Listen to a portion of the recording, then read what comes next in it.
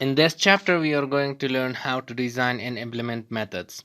A method is similar to functions in other programming languages. In fact, they are really the same thing. But object-oriented programming languages use the term method instead of functions. We are going to look at how to design and implement methods in this chapter. If you are familiar with functions from algebra or mathematics, then you have a pretty good idea of what a method is. A method is a set of programming instructions code that performs a named operation, and that operation can be anything from squaring a number to perform. Also, it is much more complex computations. In fact, we are gonna start this chapter with a very simple example, squaring a number, to get comfortable with the terms and how to place method definitions in your Java programs. But the idea is that a method like a function takes data as input and returns data as output. The input data is transformed in some way and then output by the method at the end of the method operations. So let's begin with the simple example and let's learn how to write a method to square a number. That is the simple thing we do, but we can concentrate more on the parts of method and not so much on what the method has to do. Methods has to be defined in certain place in Java program. They have to be defined outside of public static void main. So we can either put our methods definition before main or after the main. I'm going to put mine after main just because of it will be easier to you to read them, but they can go before main as well.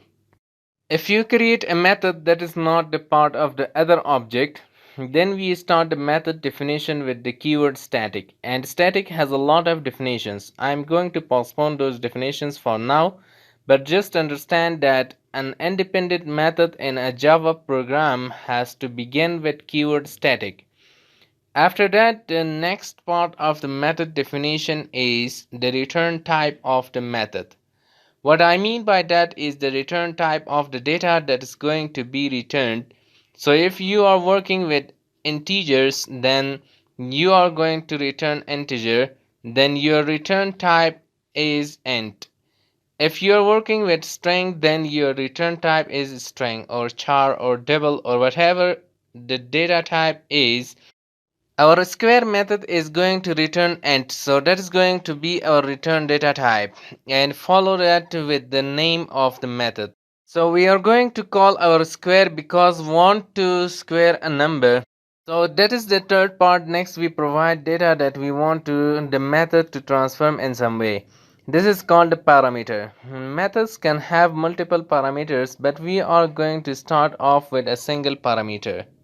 So the parameter has to be defined by its data type and a name. So want to take a number and square it. So our parameter name is going to be a number, and we want it to be an integer that we're going to square. After this parameter, we are ready to begin the body or definition of the method. So we can open a curly brace. I go ahead and put it on the same line, but you could drop it down under the static. The body of the method would be whatever the method needs to do. So in this case, we have a very simple definition for square. Take a number, multiply it by itself, and that becomes the square of the original number or parameter. So we are going to make this single line definition for this method, and so we're going to begin with the keyword return. Methods return data now. Not all methods have to return data, but this particular one has to return integer, and that's what we told it in this part of definition. Where we set int, so to return data we have to return it using the keyword return. And then to return the square of the number or the parameter, do something, multiply number times itself, and that has become the number squared. So that is our definition. So we go down below and close off the definition, and that is how you define a method squaring a number. Now let's look how to use method in Java program. So come back up to the main. We will create a variable num and assign it a value 12, and then the simplest way will be just to use the method somehow. So we are gonna write num squared equals plus. Now here we are going to do what we call method call. So this is how that works. Where we want a number to be squared and that part of our program we call the method, so I use the name squared followed by the data that I want to be method to work with. This is called the argument. So in the method definition we have the parameter, and in the method called we have the argument. The key things to remember about parameters and arguments is that they have to match in the data type and the number. So for example, in this square definition I have one integer parameter, so in my method call I need to have one integer argument, num. I don't have to put the data type. The data type is already declared right here. We need to declare the variable, and in this you have to make sure that you have a single integer argument to be sent to the square method. So what happens in the program when we call square, the compiler actually transforms control to the method definition, and it executes the code, and it will first to check to make sure that our parameter and arguments are matching. Then it executes the code inside the method definition and returns that value to the place where the method call is. A method call can go anywhere in expressions as expected. So it can be on the right hand side of an assignment statement. It can be inside a print concatenation like I cut down here. Any place that an expression is expected, you can place a method call. So let's save and run this program and see what we get. Java C chapter part1.java, Java chapter part 1. So 12 squared equals 144. So you see what happens, we pass the value 12 to the method call, and the method definition it multiplied 12 times itself to get 144, brought it back to this place right here, and then displayed the whole string 12 squared equals 144.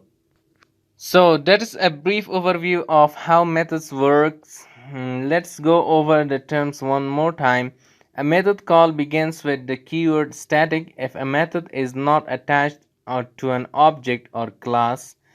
We will talk more about this later. There we have the return data type for the method.